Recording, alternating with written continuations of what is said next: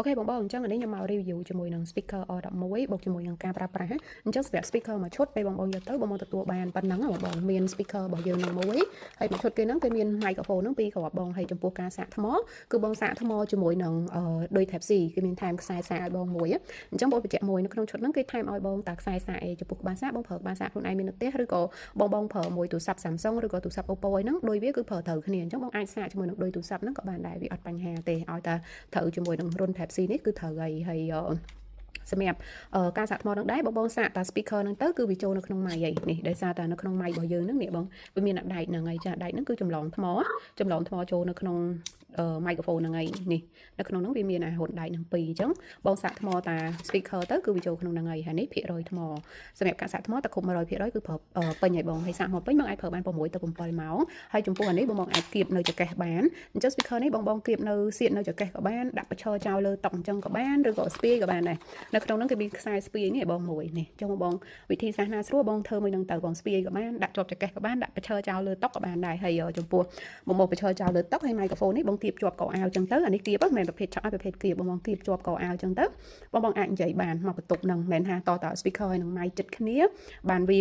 លឺអត់ទេ speaker ហើយនឹង mic នេះនៅឆ្ងាយពីគ្នាបាន20ម៉ែត្រក៏នៅតែស្រូបលឺដែរអញ្ចឹងចំពោះរុនរបស់វាបងនេះគឺមានរុនកាសឲ្យបងមួយរុនខ្សែសាកហើយអក្សរ M នេះគឺBluetooth បងអាចភ្ជាប់ Bluetooth ពីទូរស័ព្ទហ្នឹងពី speaker ចូលទូរស័ព្ទបានអញ្ចឹងអានេះបងចាក់ច្រៀងក៏បានឬក៏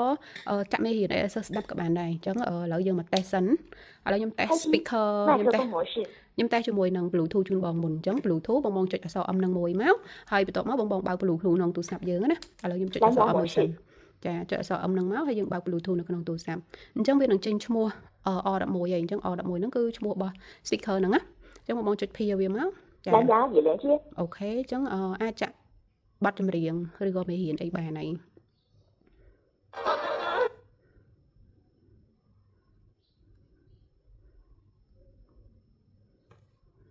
អូខេបងអញ្ចឹងអានេះយើងអាចចាក់ចម្រៀងចាក់អីបានហើយ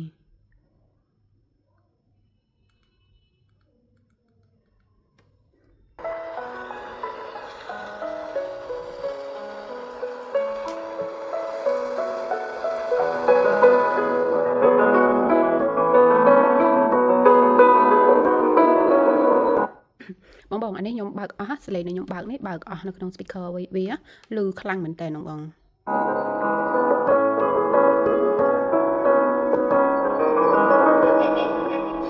藏进心口的字，不忘去也如此。沉默又是最后令你放肆。អូខេបងអញ្ចឹង speaker របស់យើងនេះបើកសលេងអស់គឺលឺខ្លាំងមែនតើបងអញ្ចឹងសម្រាប់អានេះបងភ្ជាប់ Bluetooth បានហើយសម្រាប់ការប្រើប្រាស់ស្រួលមែនតើបងដកតាគ្រាប់ microphone ចេញមកពីនេះមកគឺប្រើបានបងអត់មានត្រូវការភ្ជាប់អីទេរវាង microphone ហើយនិង speaker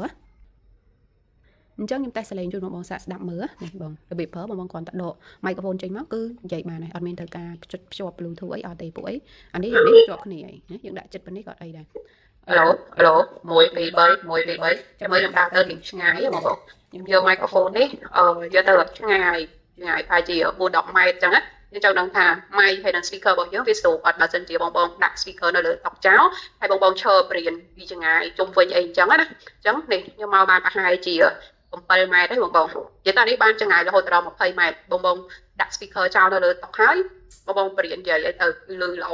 ហើយនេះសលេងវាអត់ម៉ែកអត់រ៉ែបងអាចស្ដាប់មើលនៅក្នុងវីដេអូនេះបានអូខេបងអញ្ចឹងសម្រាប់ការ review speaker របស់ខ្ញុំហើយនឹងតេស្តសលេងមានប៉ុណ្្នឹងទេ